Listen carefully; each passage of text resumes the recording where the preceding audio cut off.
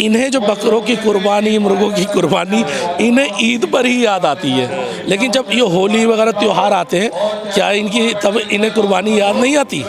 तब ये मुर्गा नहीं खाते। मैं लिख के दे रहा हूँ आपको, यहाँ पे जितने भी हिंदूवादी संगठन है, उसके जितने कार्यकर्ता हैं, उसके 90% कार्यकर्ता खाने वाले हैं, चाहे उनकी जांच करवा लीजिए चिकन। लेकिन ये नफरती गैंग है, चिंटू गैंग है, तो इन्हें क्या करना है कि कुछ हो ना हो, हिंदू मुस्लिम के ऊपर सियासत करनी है कि कैसे करें मुस्लिमों को टारगेट किया जाए, और इसीलिए ये लोग ज़्यादा बौखला जाते हैं। और अभी हिंदूवादी सरकार है, वहाँ से कुछ फंड इन्हें मिल जाता, चंदा उगाही मिल जाती इसी बहाने। आपने देखा कि बार बार गोकशी के नाम पर या फला के नाम पर ट्रकों को रोका जाता है, उसमें मॉब लिंचिंग कर दी जाती है। लेकिन उसी के बाद कुछ रिपोर्ट्स ऐसी आती है जिसमें ये पता लगता है ऐसे संगठन चंदा उगाही का काम कर रहे हैं उन्हीं लोगों से, जिन पे आरोप लगा रहे हैं, उन्हीं से चंदा उगाही करके अपना घर चला रहे हैं। ये वो बेकार लोग हैं जिन्हें काम धाम कुछ होता नहीं है, घर में खाली बैठे हुए हैं। और सीधी बात है, हमारे यहाँ कहावत है, खाली दिमाग शैतान का दिमाग हो जाता है। वही हाल इनका हो गया कि रोज़गार इनके पास है नहीं। अब रोज़गार नहीं है तो क्या करेंगे? जाएंगे करेंगे मोदी मोदी मोदी मोदी, ये करने के अलावा इन्हें कोई काम तो है नहीं। तो ऐसी स्थिति में मैं बार बार देश के जितने भी बहुजन समाज के लोग हैं उनसे कहना चाहता हूँ, खासकर आपको ऐसी मानसिकता के लोगों से बचना चाहिए। कह रहे हमारी धार्मिक भावनाएं आहत होती हैं, आप खून बहाते हो। भाई जो प्रतिबंधित जानवर हैं, जो पहली बात जो पशु है, उनकी तो कुर्बानी कर नहीं रहे हैं। अब बकरा नॉर्मली मुसलमानों कितने परसेंट है, मुसलमान की बात करें, मैं एक उदाहरण बता रहा हूँ, मुसलमान की अगर दिल्ली के अंदर बात करें 12.78% है आबादी, पूरे देश भर में देखा जाए 16 से 17% आबादी मुसलमानों की। और इस देश में सबसे ज़्यादा मांस कंज्यूम जो हो रहा है, जो 78 पॉइंट कुछ हो रहा है, तो 16% आप निकाल दो तो भी इतनी ज़्यादा संख्या में लोग हैं कि जो मांस खा रहे हैं। तो आप क्या कहेंगे? आप उन सब का खाना, अरे कुछ परसेंट लोगों के चक्कर में आप पूरे दुनिया का जो खान पान है उसे कैसे बंद करवा दोगे? आप ये बताइए। और ये चाह रहे हैं कि जैसा ये कहें, वो हमारे यहाँ कहावत है, वो खाता ना भाई जो कह दे वही सही। वही हाल इस समय इन जैसी मानसिकता के लोगों का हो रहा, दिवालियापन है। और इस दिवालियापन के खिलाफ मैं हमेशा बार बार कहता हूँ, जो बहुजन समाज के OBC SC ST के लोग हैं, इन्हें नहीं पढ़ना चाहिए। इनकी तो रोजी रोटी चल रही है। देखो, आपको बरगलाया गया मंदिर के नाम पर, इन्होंने अपना मंदिर बनाया, लेकिन क्या वहाँ पे किसी भी दलित को जगह दी? नहीं दी गई। लेकिन लड़ाई किससे करवाई गई? दलितों से लड़ाई करवाई नहीं गई। तो ऐसी स्थिति में भैया, ये जो भी सियासत करते हैं सिर्फ अपने एक वर्ग के लिए करते हैं, यानी लड़ोगे मरोगे पिटोगे आप और राज करेंगे वो लोग। तो इसलिए मैं अपने बहुजन समाज से बार बार अपील करता हूँ कि आप लोगों को इन चीज़ों से बचना चाहिए। और ख़ासकर ये देश जो है, जो हम बार बार बात करते हैं, सभी का है, चाहे इसमें हिंदू मुस्लिम सिख ईसाई सभी हैं, जैनी पासी सभी इसी के अंदर आते हैं। और सबका साझा देश है, और साझा देश में ऐसी चंद जो गुंडा अराजक तत्व हैं उनके ऊपर कार्रवाई होनी चाहिए। मैं तो ये कह रहा हूँ, पुलिस प्रशासन को कार्रवाई करनी चाहिए, सरकार को कार्रवाई करनी चाहिए। लेकिन दुख इस बात का है, सरकार ऐसे लोगों की फौज इस टाइम खड़ी कर रही है जो भविष्य में बड़ी खतरनाक है। इन्हें सोचना चाहिए। आज इनके हाथ में सरकार है, कूद रहे हैं, कल को अगर विपक्ष के हाथ में सरकार आ गई तब क्या होगा आपका? सबको चैलेंज नहीं कर रहे, लेकिन हम ये कह रहे हैं, ये जो अराजक तत्व है, जो गुंडे तत्व के लोग हैं, इनका क्या हुआ? इन्हें फिर घरों से निकाल के पुलिस के हवाले किया जाएगा, और डट के पुलिस से तोड़ाई करवाई जाएगी इनकी। क्योंकि आज तो ये कूद जाएंगे, बड़ी मात्रा में कूद लेंगे, क्योंकि सरकार इनकी है, तो उल्टा सीधा जो गाली गलौज करनी है कर सकते हैं। लेकिन ये देश संवैधानिक देश है, और संविधान के आधार पर आज नहीं कल तो आपका नंबर पलटेगा। और जिस दिन नंबर पलट गया, सत्ता पलट गई, तब आपका क्या हो ये भी सोचना चाहिए। ये जो एक दो नेता चंद बुनी मामूली सी क्या कहते हैं उसे, प्रसिद्धि के लिए उल्टे सीधे शब्दों का प्रयोग करते हैं, तो ऐसी स्थिति में उनका क्या होगा? उनकी तो रोजी रोटी तो छिनेगी। और जो आज बुलडोजर वगैरह की बात आती है, आज दूसरों घर में चले, कल को हो सकता है उनके घरों में भी बुलडोजर चल जाए। हम तो खुला कह रहे हैं इस बात को। तो इन चीज़ों से बचना चाहिए। और इस देश में चाहे मुसलमान हो, सिख हो, SC ST के अपने भाई हों, इन सबको उनके जो कार्यक्रम त्यौहार होते हैं उन्हें शांति से मनाने देना चाहिए, मुझे ये लगता है। अभी महाराष्ट्र के एक विधायक जी हैं, मंत्री जी के बेटे, उन्होंने कहा है कि बक्सा किसी को नहीं जाएगा अगर बकरी किसी ने काट दी। अरे सर, वो 1.5 फुटिया वो रहने दो, उसकी औकात से महाराष्ट्र में भोंकने की जब तक सरकार नहीं है। जिस दिन सरकार गई उसकी भोंकने की औकात बंद हो जाएगी, ये गारंटी लिख के दे रहा हूँ मैं। बहुत सारे ऐसे नेता थे, जब महाविकास अघाड़ी की वहाँ पे सरकार आई थी महाराष्ट्र में, तो इनकी आवाज़ नहीं निकल रही थी। लेकिन जैसे ही महाराष्ट्र में उनकी सरकार आई, कुत्तों के भौंकने से हाथी नहीं अपना रास्ता बदलते। ये बात को याद रखिएगा। वो अभी भौंक रहा है, उसे भौंकने दीजिए, समय आएगा, सरकार बदलेगी, उस पर भी कार्रवाई होगी। इस बात का मैं आश्वासन देता हूँ क्या आपको। ये वही लोग हैं जो घोड़ी पे चढ़ने से भी रोकते हैं, जो मुसलमानों से भी उन्हें दिक्कत है, त्योहारों में भी दिक्कत पैदा करते हैं, और वही लोग जो है तलवारें लेकर अपने जुलूस में भी जाते हैं? तो संविधान क्या सबके उन्हें इजाज़त देता है ये करने की, और मुसलमानों को और दलितों को नहीं देता है? नहीं, देखिए, सबसे बड़ी बात तो ये बात सिर्फ घोड़ी पे चढ़ने की नहीं है, बात तो उनके मोहल्ले से निकलने तक की लड़ाई है।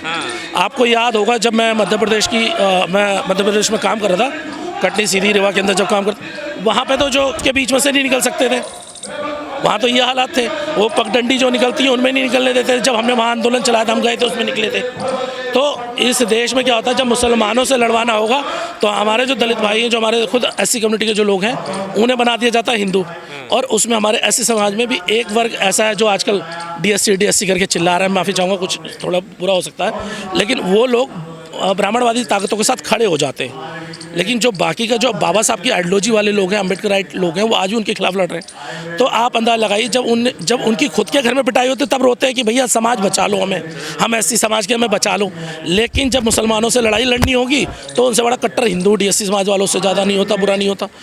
तो इन्हें समझना होगा कि जब मुसलमानों से लड़ाई होगी तो आपको खड़ा कर देंगे, लेकिन यही लोग आपको अछूत बना के आपको अपने मोहल्ले में घुसने तक नहीं देते, आपको पानी तक नहीं पीने देते। और ये मैं सिर्फ हवाई बातें नहीं कर रहा। जो लोगों को लगता शहर में बैठ के राजनीति करनी बहुत आसान है, शहर में बड़ी बड़ी बातें करनी बहुत बड़ी आसान बात है। जब आप ग्रामीण क्षेत्रों में जाओगे, मैं बार बार कहता हूँ, आपको जाना चाहिए बिहार, जाना चाहिए आपको, मध्य प्रदेश चलना चाहिए आपको, जाना चाहिए पूर्वांचल, उत्तर प्रदेश के पूर्वांचल वाले एरिया में आपको जाना चाहिए, आपको जाना चाहिए छत्तीसगढ़ जाना चाहिए। आपको स्थिति पता लगे कि वहाँ पे दलितों की क्या है, आपको आपकी औकात पता लगे कि क्या है वहाँ पे।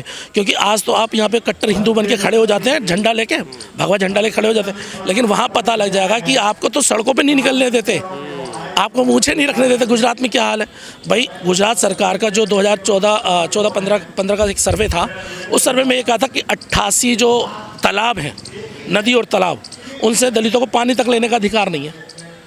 तो आप अंदाज़ा लगाइए, अगर 88 नदी और तालाबों से आपको पानी लेने तक का अधिकार नहीं गुजरात जैसे विकास मॉडल में, तो आपकी स्थिति क्या है।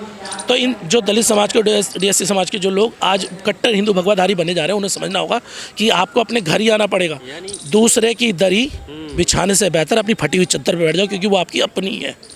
इस बात को समझना होगा। और ख़ासकर मुस्लिम भाइयों से मैं बार बार पहले भी आपके माध्यम से अपील करी कि देखिए, अगर हम लोग अगर ईमानदारी के साथ बदलाव चाहते हैं तो आपको भी थोड़ी बहुत घृणा निकालनी होगी। कुछ गलतियां हमारे मुस्लिम भाई भी कर रहे हैं, कुछ गलती एससी समाज की भी कर रहे हैं। एससी समाज की गलती मैंने बताई, लेकिन मुस्लिम समाज की जो गलतियां उन पे भी फोकस करना पड़ेगा, क्योंकि जो अपर लेवल के जो क्या कहते हैं अपर कास्ट के जो मुस्लिम कम्युनिटी के लोग हैं, वो कहीं ना कहीं कास्टिज़म करते हैं, ये भी हकीकत है। और ऐसी स्थिति से बचने के लिए आपको, जिस तरह से अभी खबरें आती है दलित बच्चों के साथ ऐसा माहौल हो रहा है, तो आपको उनका भाई बन के उनका सहयोग करना चाहिए, ना कि खड़ा होना पड़ेगा।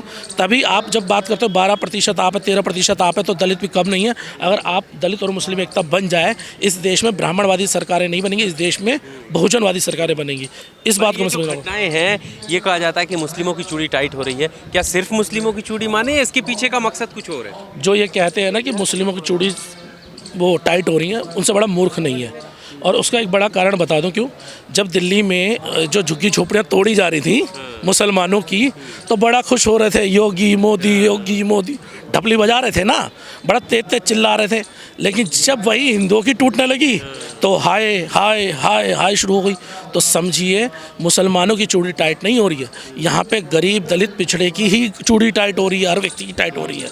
क्योंकि सवर्ण जाति के जो लोग हैं वो तो ऑलरेडी अपने मकान, बड़े बड़े मकान बना के बैठे हुए हैं, उनकी बस्तियाँ बच रही हैं। अभी भी आपको ले चलूँ तो ज़्यादातर जहाँ झुग्गी झोपड़ी के नाम से जो योजना बनाई है सरकार ने, दिल्ली सरकार ने, तो नरेला में आप चले जाइए, मद्रासी कॉलोनी वालों को सबको दे, सारे सवर्ण जाति के लोग हैं, उन्हें मकान अलाट कर दिए गए। लेकिन जो दलित आदिवासी जो मुस्लिम जो कम्युनिटी के लोग हैं, उन्हें अभी तक अलाट नहीं किया गया मकान। अब क्या करा जा रहा है चूड़ी टाइट वालों के ऊपर। एक और बात बताता हूँ, अगर मान लो 5000 झुग्गी टूटी तो मकान दिए गए मुश्किल से 2000 को, तो बाकी के 3000 कहाँ जाएंगे। सवाल ये है ना, क्योंकि इन झुग्गी झोपड़ी में ज़्यादातर गांव से निकल के जो दलित समाज के लोग, बहुजन समाज के लोग आए थे, वही लोग इन झुग्गी झोपड़ियों में आए। गांव को छोड़ छोड़ के। आज उन्हें 50 साल 60 साल से ज़्यादा उन लोगों को हो गया वहाँ पे रहते हुए, और आज उन्हें घर से बेघर कर दिया गया। लाखों रुपए उन्होंने उस बिल्डिंग को बनाने में लगा दिया, सब कुछ हुआ। बिजली का बिल किसने, भाई बिजली के मीटर किसने लगवाए? इन्हीं सरकारों ने लगवाए। पट्टे निकले किसने? सरकारों ने दिए। आज उन्हें कह दिया नहीं ये ज़मीन तो फला की है, फला की, और तोड़वा दिया गया। तो नुकसान किसे हुआ? हो गई चूड़ियाँ टाइट मुसलमानों की, हो गई। किसकी टाइट हुई? जो कूद रहे थे कि मुसलमानों की चूड़ियाँ टाइट, भाई साहब मुसलमानों से ज़्यादा आपकी चूड़ियाँ टाइट हो गई हैं अब। तो इसलिए कह रहा हूँ कि अगर ईमानदारी से चाहते हो तो आपको दलित और मुस्लिम यूनिटी के साथ दिल्ली में आना होगा। और दिल्ली एक ऐसा स्टेट है, अगर यहाँ पे आप एक साथ होकर आते हैं तो पूरे देश में एक मैसेज जाता है, बड़ा मैसेज। अगर मान लो जंतर मंतर में एक बड़ा प्रदर्शन कर दीजिए, आप पूरा जनता मंतर घेर दीजिए, पूरे देश में आवाज़ जाती है ना। इसी तरह दिल्ली में अगर आप लोग एकता के साथ खड़े हो जाएं तो पूरा मैसेज जाता है ना। जैसे अरविंद केजरीवाल दिल्ली में आया, पूरे देश में फैल गया। फैला नहीं फैला? एकदम फैला। तो अगर दिल्ली में अगर मुस्लिम और SC ST के जो लोग एक हो जाएं, 11.68% के आसपास है SC कम जाटव समाज से, एक जाटव समाज 20% के ज़्यादा SC समाज आता है, DSC और SC को मिला के, तो वो मिल जाए और 13% मुस्लिम मिल जाए, तो क्या दिल्ली की सरकार नहीं बनेगी आपकी? और सरकार बनेगी तो चूड़ी किसकी टाइट होगी? उन्हीं लोगों की होगी ना जो गलत लोग हैं, जो संविधान से डरते हैं, भागते हैं। वैसे तो अपने आप को हिंदू राष्ट्र बताएंगे, और जब बाद में जब पिटने का नंबर आ जाए तो कह देंगे भैया हम तो बुद्धिस्ट राष्ट्र से आए हैं, हम तो बुद्ध के देश से आए हैं। आते हैं ना ये लोग, तो इनकी हवा टाइट है, सारी हो जानी है।